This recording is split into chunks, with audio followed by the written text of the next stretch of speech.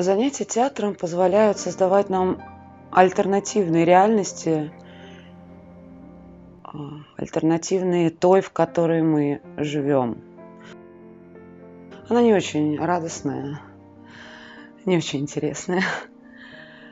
А здесь ты волен создавать свои миры, какие угодно, разные, любые. Наверное, этим. Серое такое черное место, сокровенное, маленькое, где что-то доносится.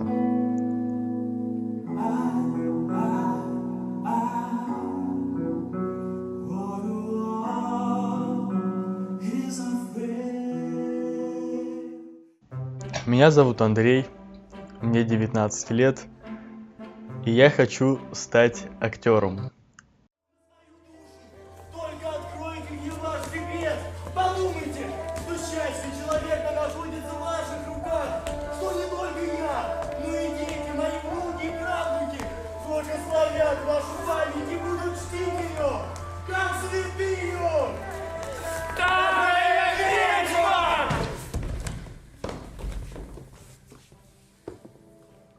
В театр я попал в возрасте 14 лет,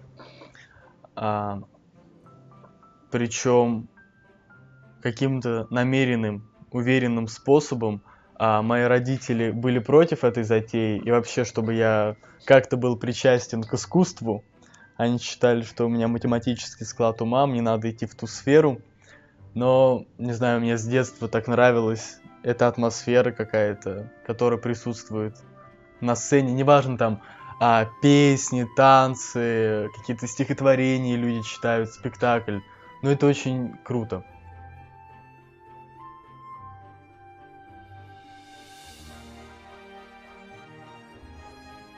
Я был очень маленький. Ну как маленький, начальную школу, скорее всего. И у меня брат учился в одном музыкально-театральном колледже. И я пошел к нему на спектакль. Если не ошибаюсь, спектакль «Антигона» назывался. Вот. И я сюжет уже не помню. И вообще, о чем этот спектакль был. Но именно тогда какая-то магия произошла. Я увидел, как зал реагирует, как люди выходят на поклон. Вот эта энергия, которая передается туда, обратно. Блин, там сидишь в напряжении, там хлопаешь так от радости. Ну вот, наверное, да, тогда я именно осознанно как-то познакомился с этим.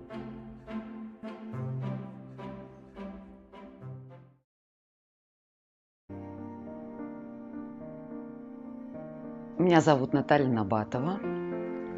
Я преподаю в колледже музыкально-театрального искусства имени Галины Павловны Вишневской, мастерство актера, сценическое движение, а также являюсь режиссером учебного театра колледжа.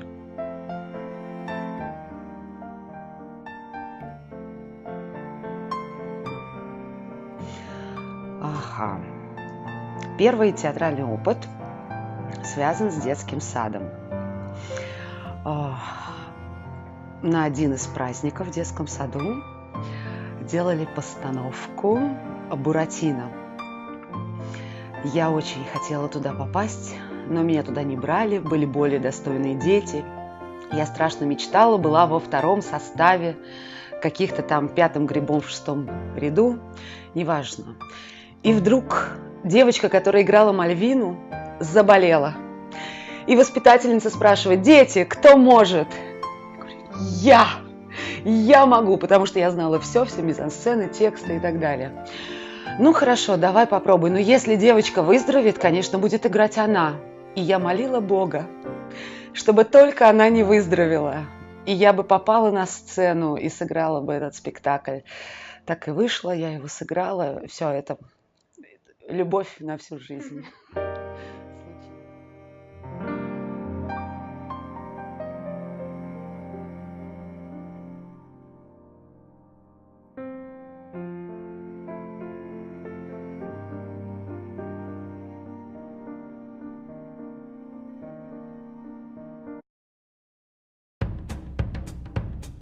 Я Лысенко Григорий Александрович. Мне 48 лет. Работаю в Московском академическом театре оперетты.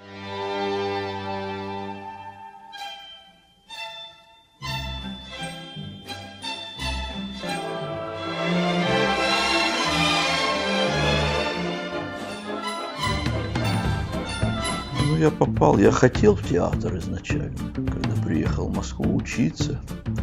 Вот, учился в Мерзляковском училище. Вот, и случайно прочитал объявление в училище, что требуется певец, значит, в хор театра оперетты.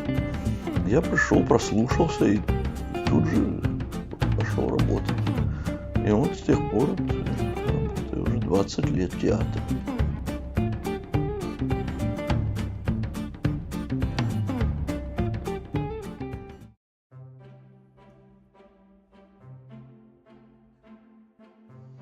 Я не знаю, мне кажется, это такая профессия, которая затрагивает все сферы жизни и отображает, ну, по факту, всю действительность, которая происходит. Много тонкостей. Мне кажется, актер это вообще такая профессия. Вот если человек выдержал все эти испытания, там, отучился, ну, сначала поступил, отучился, овладел этим ремеслом, мне кажется, этот человек может сделать все. Ну, не знаю, такая какая-то таинственная, манящая профессия в себе. По сути же, люди, которые работают в этой сфере, они работают, например, над материалом спектакля, и они параллельно столько вещей узнают, столько нюансов. Мне кажется, эта профессия обо всем. Вот. Тебе она интересна просто. Да, она просто такой объем информации, энергии в ней скрыт. Ну, как я считаю, да, мне кажется, это такая общепринятая на самом деле мысль, что спектакль может состояться только есть зритель. То есть даже и режиссеры говорят, что репетиции репетициями, но только когда приходит зритель, рождается вот это, я не знаю, что, вот это пусть будет. Смысл, да, что когда люди понимают, смотрят на это, находят какие-то аналогии в своей жизни. Это же может, ну, реально, вот хороший спектакль, он может перевернуть твое мировоззрение, мне кажется. Вот, когда после хорошего спектакля выходишь, вот у меня было, по крайней мере, такое, я помню, я ходил на спектакль в ГИТИС, на курс женовача «100 лет одиночества». Он 7 часов идет, его в 2 дня играют. Ну, это такой просто спектакль, и само произведение очень крутое, что я просто выходил после спектакля и такой, надо что-то делать. Вот надо что-то делать. Ну, он так энергией заряжает. Какие-то моменты находишь. То же самое, я ходил недавно в театр Вахтангова в ожидании Годо. Столько аналогий с нами, со всеми. Ну, и начинаешь задумываться, а вот реально мы же делаем вот такие определенные вещи, а можно же делать по-другому. И вот как-то понятно, что ты сразу не меняешься и начинаешь образно, сказали, что вот это плохо, я начинаю делать по-другому. Это все равно как-то, ты продолжаешь жить своей жизнью, но у тебя в голове что-то откладывается такое, что...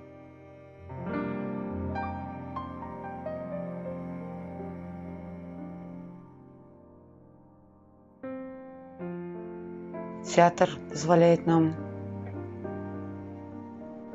пребывать в какой-то эмоциональной сфере. Мне кажется, это очень как-то сходно с духовными практиками. Люди зачем-то идут в храм, некоторые, а некоторые в театр. А мне кажется, природа одна и та же. Это связано с духом, с душой, с духовным ростом, вообще с вертикальным построением мира. Да. А потом еще за катарсисом, да, или катарсисом, кому как угодно.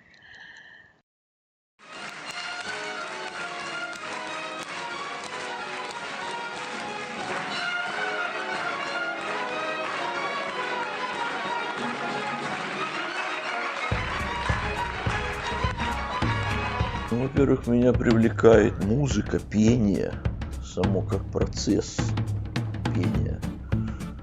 Вот я с детства хотел научиться играть на фортепиано. Глядя там на свою старшую сестру, как она играет, я ей просто завидовал. Я вот потом начал заниматься сам вообще самостоятельно. Пока родители все-таки не поняли, что надо меня отвезти в музыкальную школу.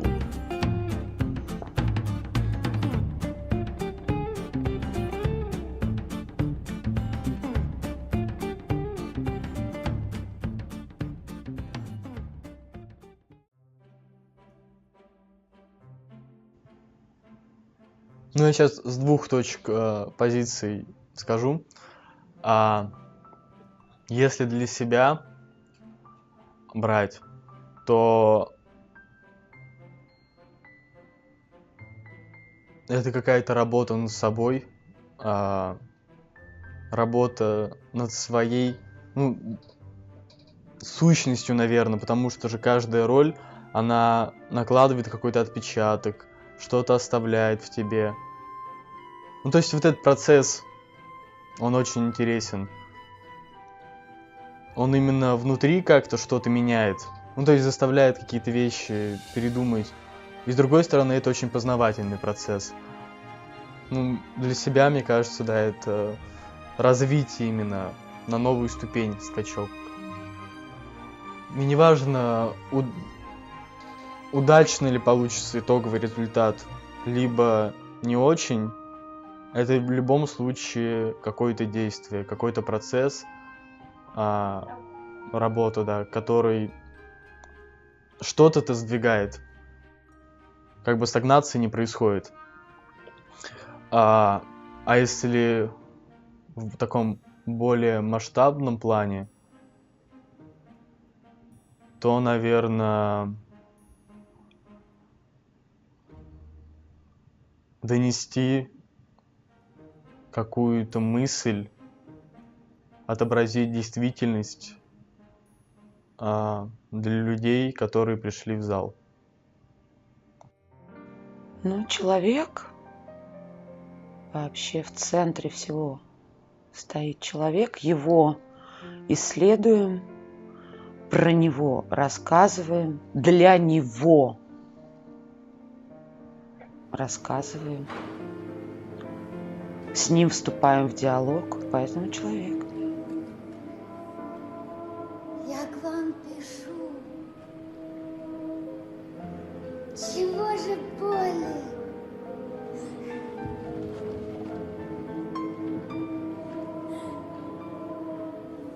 Что я еще могу сказать? Главное, хорошо петь. Хорошо выполнять свою работу, хорошо знать, быть профессионалом. Да, быть профессионалом, быть всегда на хорошем счету, на хорошем уровне, и всегда идти вперед, не останавливаясь на достигнутом.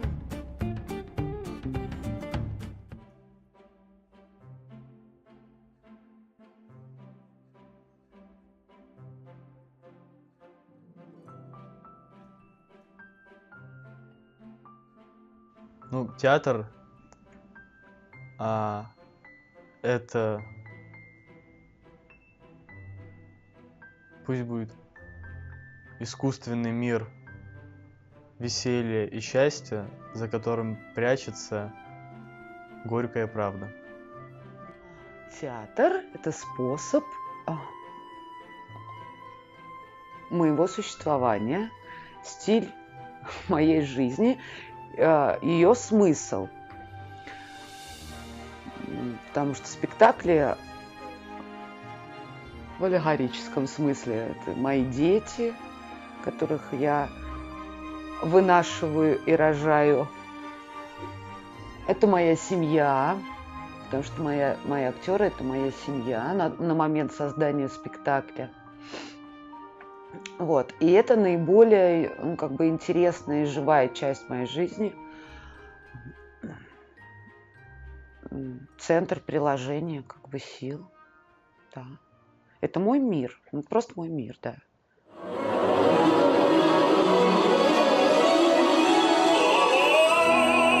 Может сравниться с